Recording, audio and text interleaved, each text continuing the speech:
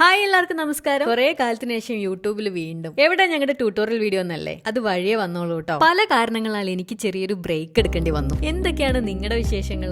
യൂട്യൂബിലൂടെ നമ്മളിപ്പോ കണ്ടിട്ട് ഒരു 5 വർഷം കഴിഞ്ഞാണ് അല്ലേ. ഇതൊരു ട്രാവൽ വീഡിയോ ആണ്, ഒരു അസർബൈജാൻ ട്രിപ്പ്. ആദ്യമായിട്ടാണ് ഞാൻ ഇങ്ങനെ ഒരു ഗ്രൂപ്പായിട്ട് പോകുന്നത് കേട്ടോ. അതിന്റെ ഒരു എക്സൈറ്റ്മെന്റ് ഉണ്ടായിരുന്നു. അപ്പൊ ഈ അടിപൊളി ട്രിപ്പിന്റെ വിശേഷങ്ങളൊക്കെ നമുക്ക് കാണാം. ദമാമിന്ന് റിയാദിലേക്ക് ബസ്സിൽ പോയിട്ട് അവിടെ നിന്നാണ് ഫ്ലൈറ്റ്. വിൻഡോ സീറ്റിലിരുന്ന് സിറ്റീസ് കാണാൻ നല്ല ഭംഗിയാണ് അല്ലേ, പ്രത്യേകിച്ച് മിഡിൽ ഈസ്റ്റ്. ചില പൈലറ്റ്സിന് മാത്രമേ ഇതൊക്കെ നമുക്ക് കാണിച്ചു തരാനുള്ള ഒരു ഇൻട്രസ്റ്റും ഉണ്ടാവും. റിയാദിൽ നിന്ന് പുലർച്ചെ 1:15 സ്റ്റാർട്ട് ചെയ്ത് 4 മണിക്ക് ബാക്കു എയർപോർട്ടിൽ ഇറങ്ങിയപ്പോൾ സത്യം പറഞ്ഞ ഒരു ശോകമുഖ ഫീൽ ആയിരുന്നു. അവിടുന്ന് ലഗേജിന് വേണ്ടി ട്രോളി എടുക്കാൻ പോയപ്പോൾ ഒരു കോർണറിൽ ആകെ കുറച്ച് ട്രോളി മാത്രമേ ഉണ്ടായിരുന്നു. അവിടെയുള്ള ആള് പറഞ്ഞു 3 ബാഗ് ഉണ്ടെങ്കിൽ മാത്രമേ ട്രോളി എടുക്കാൻ പറ്റുള്ളൂ എന്ന്. അപ്പൊ ഞാൻ പറഞ്ഞു എന്റെ കയ്യിൽ 4 ബാഗ് ഉണ്ട്, എന്നാ പിന്നെ എടുത്തോന്നും. അങ്ങനെ ലഗേജ് എടുത്ത് പുറത്തിറങ്ങിയപ്പോൾ അമിൻസി ട്രാവൽസിന്റെ ലോഗോയും പിടിച്ച് നമ്മുടെ ടൂർ ഗൈഡ്സ് നിൽപ്പുണ്ടായി, ഉസ്മാനും സെർവിയും. പുറത്ത് നല്ല കിടിലൻ തണുപ്പായിരുന്നു കേട്ടോ. എല്ലാവരുടെയും വായിന്ന് പുക പോകുന്നുണ്ട്. ആരാണ് സ്മോക്ക് ചെയ്യുന്ന ഇല്ലാത്തതിന് തിരിച്ചറിയാൻ പറ്റുന്നുണ്ടായിരുന്നില്ല. അവിടുത്തെ പിന്നെ ലഗേജ് ഒക്കെ എടുത്ത് ബസ്സിൽ കയറി കേട്ടോ. നമ്മൾ ഏത് രാജ്യത്ത് നിന്ന് പോവാണെങ്കിലും അവിടുത്തെ കറൻസി നേരിട്ട് അസർബൈജാനിൽ നിന്ന് മാറ്റാൻ ബുദ്ധിമുട്ടായി. അതുകൊണ്ട് ഡോളർ ആക്കി കൊണ്ടുപോയിട്ട് ഇവിടെ എത്തിയ ശേഷം അസർബൈജാൻ കറൻസി ആക്കി മാറ്റിയാൽ. മന്നത്ത് നിന്നാണ് കേട്ടോ അസർബൈജാൻ കറൻസി നെയിം. ഒരു മന്നത്ത് എന്ന് പറഞ്ഞാൽ 2 റിയാലിന്റെ മുകളിൽ വരും. മണി എക്സ്ചേഞ്ച് ചെയ്യാനുള്ള കാര്യമാണ് സെർവി പറഞ്ഞുകൊണ്ടിരിക്കുന്നത്. അപ്പൊ എയർപോർട്ടിൽ നിന്ന് നേരെ ഞങ്ങൾ പോയത് അങ്ങോട്ടേക്കായിരുന്നു. Now we're gonna drop you to your hotel.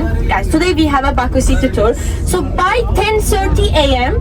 I know it can be a little bit early, but approximately by 10:30, 11, be ready in the lobby, okay? 10:30 ആകുമ്പോഴേക്കും റെഡി ആയി നിൽക്കാൻ പറഞ്ഞു. അങ്ങനെ ഞങ്ങൾ 4 സ്റ്റാർ ഹോട്ടലായിട്ടുള്ള ഹോട്ടൽ ഡയമണ്ടിലെത്തി. കുട്ടികളൊക്കെ തണുത്ത് വരയ്ക്കുന്നുണ്ടായിരുന്നു കേട്ടോ. പിന്നെ ഐഡിയ ഒക്കെ കാണിച്ച് ചെക്ക് ഇൻ ചെയ്തു. എല്ലാവരും കൂടെ ഒന്നിച്ചു പോയതുകൊണ്ട് ചെക്ക് ഇൻ ചെയ്യാൻ ഇത്തിരി ടൈം എടുത്തു കേട്ടോ. റൂമൊക്കെ നല്ല കിട്ടുമായിരുന്നു. ഞങ്ങളുടെ റൂമിന്റെ തൊട്ട് മേലെയായിരുന്നു ഫുഡ് ഉണ്ടായിരുന്നത്. അതുകൊണ്ട് തന്നെ അങ്ങോട്ട് പോകാൻ ഭയങ്കര ഈസി ആയിരുന്നു കേട്ടോ. 7:30 to 10 ആണ് ബ്രേക്ക്ഫാസ്റ്റ്. ഓൾറെഡി 7:30 ആയതുകൊണ്ട് ഞങ്ങൾ അപ്പം തന്നെ പോയി കഴിച്ചു. അറബിക് ടച്ചുള്ള ഐറ്റംസ് ഉള്ളതുകൊണ്ട് ഫുഡൊക്കെ ഇഷ്ടപ്പെട്ടു കേട്ടോ. അസർബൈജാൻ ഫുഡിനെ കുറിച്ച് ഞാൻ ഡീറ്റെയിൽ ആയിട്ട് പിന്നെ പറയാം. ഫുഡ് എടുത്തുകൊണ്ട് റൂം പോയിട്ടാണ് കഴിച്ചത്. പിന്നെ അധികം കിടന്നുറങ്ങാൻ സമയമില്ല. 8:30 കിടന്ന് 9:45 എണീറ്റു. 10:30 ഇറങ്ങാൻ പറഞ്ഞെങ്കിലും 11 മണിയായിട്ടോ ഞങ്ങൾ റെഡിയായി താഴെ ഇറങ്ങി. തട്ടുകടയിൽ നിന്ന് സ്നാക്സും കഴിച്ചു. കൂടുതൽ ഉറങ്ങിപ്പോയവരെ വെയിറ്റ് ചെയ്തു. അവരെ കുറ്റം പറയാൻ പറ്റില്ല കേട്ടോ. തലേ ദിവസം ഉറങ്ങിയിട്ടേ ഇല്ല. എനിക്കാണെങ്കിൽ 8 മണിക്കൂർ ഉറങ്ങിയില്ലെങ്കിൽ അന്നത്തെ ദിവസം ഒന്നിനും പറ്റില്ല. പക്ഷെ നമ്മളിങ്ങനെ ഒരു ട്രിപ്പ് പോകുമ്പോൾ ഗൈഡ് പറയുന്നത് പോലെ ടൈം കീപ്പ് ചെയ്താൽ കൂടുതൽ എക്സ്പ്ലോർ ചെയ്യാൻ പറ്റുമെന്നാണ് എനിക്ക് തോന്നുന്നത്. First day Baku city tour ആയിരുന്നു. വണ്ടി കയറിയിട്ട് നമ്മുടെ ഗൈഡും ഡ്രൈവറും അവരുടെ ഭാഷയിൽ ഇങ്ങനെ സംസാരിക്കുന്നുണ്ടായിരുന്നു. ഫ്രണ്ടിൽ തന്നെ ഇരിക്കുന്നതുകൊണ്ട് അതിങ്ങനെ കേൾക്കാന്നല്ലാതെ നമുക്കൊന്നും മനസ്സിലാവുന്നുണ്ടായിരുന്നില്ല കേട്ടോ. അസർബൈജാൻ ശരിക്കും ടൂറിസം നന്നായിട്ട് പ്രൊമോട്ട് ചെയ്ത് അതിന് വേണ്ടതൊക്കെ അവർ ചെയ്യുന്നു. ശരിക്കും പറഞ്ഞാൽ നമ്മുടെ നാട്ടിൽ ഇങ്ങനെയൊക്കെ ചെയ്താൽ ലോകം മൊത്തം അങ്ങോട്ട് വരും. അങ്ങനെ നിങ്ങൾക്ക് തോന്നിയിട്ടില്ല? ഇതൊരു മുസ്ലിം പോപ്പുലേഷൻ കൂടുതലുള്ള രാജ്യമാണ്. പക്ഷെ ശരിക്കും യൂറോപ്പിന്റെ ബോർഡർ ആയതുകൊണ്ട് ഇവരുടെ കൾച്ചറൊക്കെ യൂറോപ്യൻ കൾച്ചർ. റഷ്യയും ജോർജിയയും തുർക്കിയും ഒക്കെയാണ് ഇവരുടെ ബോർഡറിലുള്ളത്. അതുകൊണ്ട് തന്നെ ഇവരുടെ ഡ്രസ്സിങ്ങിലും ഫുഡിലും സ്വഭാവത്തിലും ഒക്കെ ആ ഒരു കൾച്ചർ നമുക്ക് കാണാൻ പറ്റും. ആദ്യം തന്നെ ഒരു പാർക്കിലാണ് ഇറങ്ങിയത്. കുറെ നടക്കുമ്പോൾ നമ്മുടെ റൈറ്റ് സൈഡിൽ ഇങ്ങനെ ഒരു കാഴ്ച കാണാം നമുക്ക്. ഇതിൽ കാണുന്ന എല്ലാ ഡെത്ത് ഡേറ്റും സെയിം ആണ് കേട്ടോ. അസർബൈജാന് സ്വാതന്ത്ര്യം കിട്ടിയത് 1991, അതായത് ഈ അടുത്താണെന്ന് തന്നെ പറയാം. സ്വാതന്ത്ര്യ സമരത്തിൽ മരണപ്പെട്ട സോൾജേഴ്സ് ആണ് കേട്ടോ. ഇവിടെ നിന്ന് അങ്ങോട്ട് കുറെ ദൂരത്തേക്ക് നമുക്ക് ഇത് തന്നെ കാണാൻ കഴിയും. ഈ അടുത്ത് അർമേനിയ ആയിട്ടുള്ള യുദ്ധത്തിലും കുറെ സോൾജേഴ്സിന് ഇവർക്ക് നഷ്ടപ്പെട്ടിട്ടുണ്ട്. ഈ യാത്രയിൽ അസർബൈജാനിലെ മിക്ക ഏരിയകളിലും ഞാൻ നോട്ടീസ് ചെയ്തിട്ടുള്ള ഒരു കാര്യമാണ് ഇങ്ങനെയുള്ള ശ്മശാനങ്ങൾ. കുറഞ്ഞ കാലത്ത് ഈ ജീവിതം സന്തോഷത്തോടെ ജീവിച്ചു തീർക്കാൻ കഴിയാതെ എത്ര ജീവനുകളാണ് യുദ്ധങ്ങൾ കൊണ്ടുപോകുന്നത്. ഇതിനൊന്നും ഒരു അവസാനം ഉണ്ടാവില്ലായിരിക്കും. ഈ സോൾജേഴ്സിനെ കാണാൻ വേണ്ടി ഫ്ലവറൊക്കെ പിടിച്ച് നിൽക്കുന്ന സ്കൂൾ കുട്ടികളെ കണ്ടില്ലേ നിങ്ങള്? അസർബൈജാൻ എന്ന് പറഞ്ഞാൽ ലാൻഡ് ഓഫ് ഫയർ എന്നാണ്. ഫ്ലെയിമിന്റെ പ്രതീകമായിട്ടാണ് ഫ്ലെയിം ടവേഴ്സ് എന്ന പേരുള്ള ആ ബിൽഡിംഗ് അവിടെ ഉണ്ടാക്കിയിട്ടുള്ളത്. ഈ ഒരു സ്പോട്ട് ഫ്ലെയിം ടവറിന്റെ നല്ല അടിപൊളി വ്യൂ ആണ് കേട്ടോ. പിന്നെ ദൂരെ നിന്ന് ലോട്ടസ് ഷേപ്പിലുള്ള ഡെനിസ് മാളും കാണാൻ പറ്റും. കുറച്ചു നേരം അവിടെ നിന്ന് കുട്ടികളൊക്കെ ഓടിക്കളിച്ച് ഫോട്ടോ ഒക്കെ എടുത്തു. പിന്നെ ഇതാ ഇങ്ങനെ കുറെ സ്റ്റെപ്പുകൾ ഇറങ്ങി താഴേക്ക് പോകണം. കുറച്ച് നടന്ന് ക്ഷീണിച്ചു കേട്ടോ. എനിക്കാണെങ്കിൽ കൂടി ഇച്ചിരി കൂടുതലായതുകൊണ്ട് ഓടിപ്പോയി കുറെ വെള്ളവും കുടിച്ചു. സ്വീറ്റ് കണ്ടപ്പോൾ അതും വാങ്ങി കഴിച്ച് വീണ്ടും ബസ്സിലേക്ക്. ബസ്സിലിരുന്ന് ബാക്കു സിറ്റി കാണാൻ ഒരു പ്രത്യേക രസമായി. യൂറോപ്യൻ സ്റ്റൈലിലുള്ള ബിൽഡിംഗ്സും പിന്നെ ഇവിടുത്തെ നീറ്റ്നെസിനെ കുറിച്ച് എടുത്തു പറയേണ്ടതാണ്. ഒരു രക്ഷയില്ല. എവിടെ അങ്ങനെ വൃത്തികേടായിട്ടുള്ള ഒന്നും കാണാനുണ്ടായി. അവിടെ നിന്ന് പിന്നെ നേരെ പോയത് മേലേന്ന് നമ്മൾ കണ്ടിട്ടുണ്ടായിരുന്ന ഡെനിസ് മാളിലേക്ക്. അതിന്റെ ഫ്രണ്ടിൽ പഴയ മോഡൽ കുറെ കാറുകൾ ഉണ്ട്. അതൊക്കെ ടാക്സി ആയിരുന്നു കേട്ടോ. നല്ല രസമായിരുന്നു നിർത്തിയിട്ടിരിക്കുന്നത് കാണാൻ. ഒരു സൈഡിൽ ബീച്ചും ഒരു സൈഡിൽ ഡെനിസ്. പിന്നെ മോളിന്റെ അകത്തേക്ക് കയറി. ഇവിടുത്തെ ഒരു ഐക്കോണിക് ബിൽഡിംഗ് തന്നെയാണ് കേട്ടോ ഈ മോള്. നല്ല ഭംഗി. മോളിൽ കുറച്ചു നേരം സ്പെൻഡ് ചെയ്ത് പുറത്തിറങ്ങി ഗ്രൂപ്പ് ഫോട്ടോസും വീഡിയോസും ഒക്കെ എടുത്ത ശേഷം ലിറ്റിൽ വെനീസിലേക്ക്. അവിടെ ബോട്ടിംഗ് ഒക്കെ ഉണ്ടായിരുന്നു കേട്ടോ. ഇത് വെനീസിന്റെ ഒരു ഡ്യൂപ്പ് തന്നെ. ടൂറിസ്റ്റുകളെ ശരിക്കും അട്രാക്ട്. ഞങ്ങൾ എല്ലാവരും നന്നായിട്ട് എൻജോയ് ചെയ്തു കേട്ടോ. ഇവരതൊക്കെ ഇവിടെ ഉണ്ടാക്കിയെടുത്തതല്ലേന്ന് ഓർക്കുമ്പോഴാണ് നമ്മുടെ നാട്ടിൽ പ്രകൃതിദത്തായിട്ട് തന്നെ എന്തൊക്കെ സംഭവങ്ങളുണ്ട്. അപ്പൊ അവിടെ ശരിക്കും എന്തൊക്കെ ചെയ്യാൻ പറ്റൂല്ലേ.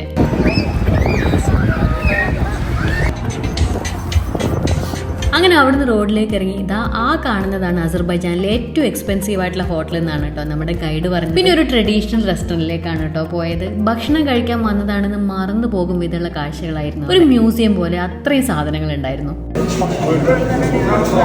ബ്രെഡും ചിക്കനും സാലഡും ഒക്കെ ഓർഡർ ചെയ്തു. പിന്നെ അവരുടെ സ്പെഷ്യൽ ആയിട്ടുള്ള പുലാവും. അത് കുറെ പേർക്ക് കഴിക്കാനുണ്ടായിരുന്നു. ഇത് അസർബൈജാന്റെ ട്രഡീഷണൽ ഫുഡുകളിലൊന്നും. പിന്നെ എനിക്കറിയാത്ത എന്തൊക്കെയോ സംഭവങ്ങൾ അവിടെ ഉണ്ടായിരുന്നു. പിന്നെ കുറെ അതും കഴിഞ്ഞ് 12-ാം നൂറ്റാണ്ടിൽ കല്ലുകൊണ്ടുണ്ടാക്കിയ മെയ്ഡൻ ടവറിന്റെ അടുത്തെത്തി. സെർവി പറഞ്ഞ ഹിസ്റ്ററി ഒക്കെ കേട്ട് നിസാമി സ്ട്രീറ്റിലേക്ക് നടന്നു.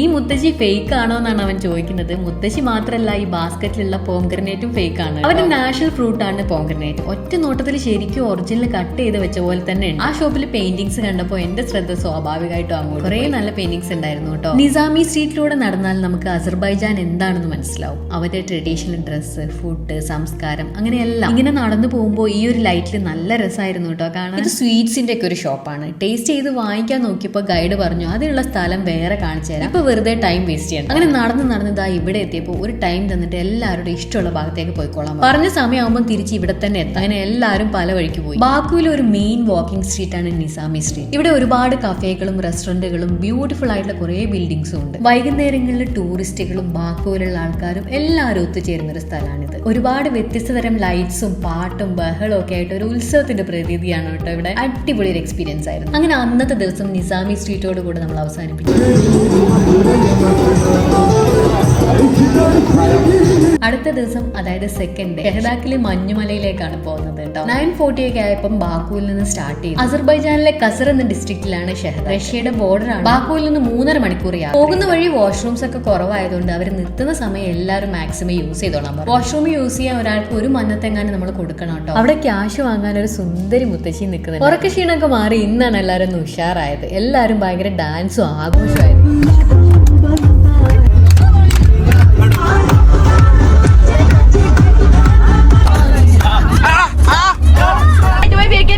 In 20 minutes we'll be there. This is Shada, guys. See in front. ആദ്യമായിട്ട് സ്നോ കാണാൻ പോകുന്നതുകൊണ്ട് ഭയങ്കര എക്സൈറ്റഡ് ആയിരുന്നു. അങ്ങോട്ടേക്ക് അടുക്കും തോറും സ്നോ കൂടി വരുന്നുണ്ട്. എന്തൊരു ഭംഗിയാണെന്നറിയാ കാണാൻ. Everybody, see the beauty. Mashallah, see the beauty. Mashallah to this beauty. അങ്ങനെ ഇതാ ഞങ്ങൾ അവിടെ എത്തി. കുറച്ചു നേരം സ്നോ കണ്ട സന്തോഷത്തിൽ അങ്ങോട്ടും ഇങ്ങോട്ടൊക്കെ ഓടി. അത് കഴിഞ്ഞ് നേരെ കേബിൾ കാറിൽ കയറി.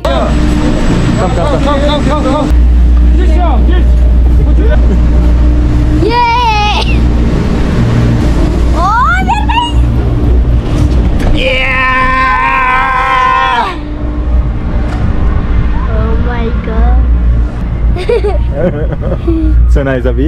Yeah. മുകളിൽ നിന്നുള്ള ആ വ്യൂ ഉണ്ടല്ലോ, ഒരു രക്ഷയില്ല കേട്ടോ.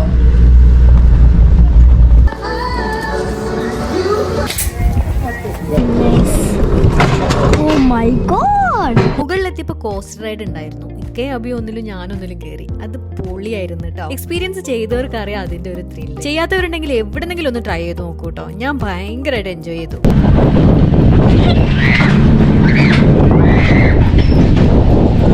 എല്ലാം കഴിഞ്ഞ് താഴെ എത്തിയപ്പോഴേക്കും നല്ല വിശപ്പായിട്ടോ. അവിടുന്ന് പിസയും വാങ്ങി കഴിച്ച് പിന്നെ എല്ലാരും കൂടെ ഗ്രൂപ്പ് ഫോട്ടോസ് ഒക്കെ എടുത്ത് തിരിച്ച് ബാക്കുവിലേക്ക് തന്നെയാണ് പോയത്. 9 മണിയായപ്പോ തിരിച്ചെത്തി.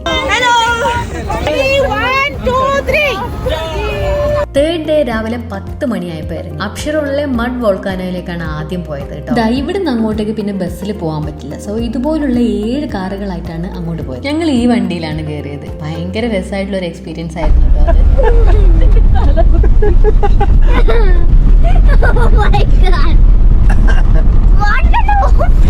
വണ്ടിയുടെ പാർട്സ് ഒക്കെ ഓരോ വഴിക്ക് ഇളകി പോകുന്നുണ്ടോ എന്നൊക്കെ നമുക്ക് തോന്നിപ്പോകും. അത്രയ്ക്ക് അടിപൊളി വണ്ടിയായിരുന്നു.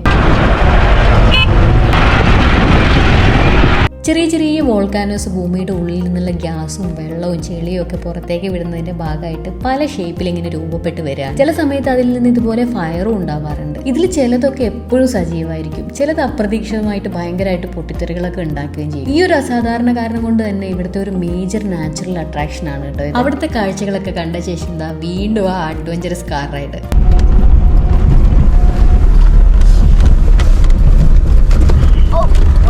അവിടുന്ന് പിന്നെ പിന്നെ ബസ്സിൽ കയറി നേരെ പോയത് ഗോബുസ്ഥാൻ റോക്ക് ആർട്ട് മ്യൂസിയത്തിലേക്കാണ്. അസർബൈജാനിലെ ഒരു ഹിസ്റ്റോറിക്കൽ പ്ലേസ് ആണ് കേട്ടോ ഇത്. This is our sleeping beauty. This is our starting point. Not sleeping beauty. No, sleeping beauty. This is the mountain sleeping beauty.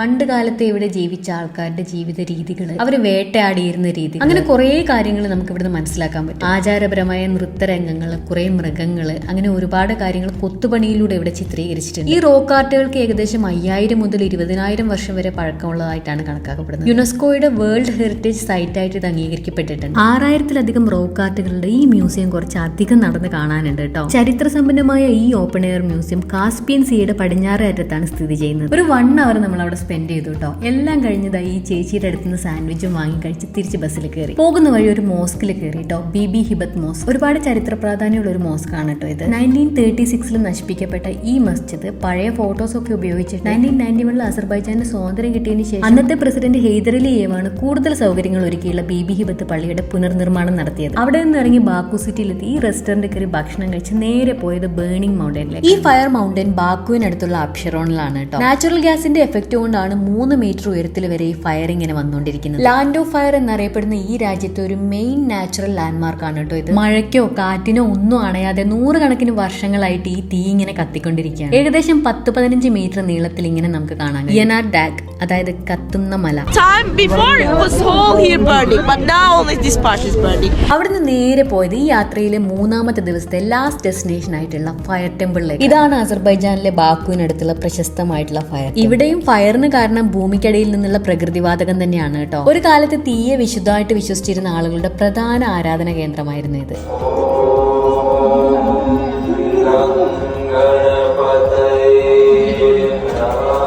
1975 ഇതൊരു മ്യൂസിയം ആക്കി മാറ്റി. ഈ ക്ഷേത്രത്തിന്റെ ചുറ്റുമായിട്ട് ചെറിയ ചെറിയ മുറികളുണ്ട്. അവിടെ സന്യാസികളും തീ ആരാധകരും താമസിക്കുകയും ധ്യാനം ചെയ്യുകയും ചെയ്തിരുന്നു. അന്നത്തെ വിശ്വാസങ്ങളുടെയൊക്കെ ഭാഗമായിട്ട് ക്ഷേത്രത്തിന്റെ നടുവിലായിട്ട് തീ കത്തുന്ന ബലിപീഠവും അതിന്റെ ചുറ്റുമുള്ള പ്രതിമകളും കാണാട്ടോ. ഇന്ത്യയിൽ നിന്നെത്തിയ വ്യാപാരികളും സന്യാസികളും ഇവിടെ എത്തിയിരുന്നു എന്ന് ചുവരുകളിലെ സംസ്കൃത എഴുത്തുകളിൽ പറയുന്നുണ്ട്. ഈ മുറികളും പ്രതിമകളും എല്ലാം കൂടി ഈ ക്ഷേത്രത്തിന്റെ പഴയ കാലത്തെ ആരാധനയുടെ രൂപം നമുക്ക് വ്യക്തമാക്കി തരുന്നുണ്ട്. അവസാനം ഇതാ ഈ ഏരിയയിൽ നിന്ന് എല്ലാവരും കൂടെ കുറച്ച് പാട്ടൊക്കെ പാടി അവിടെ നിന്ന് ഇറങ്ങിട്ടോ.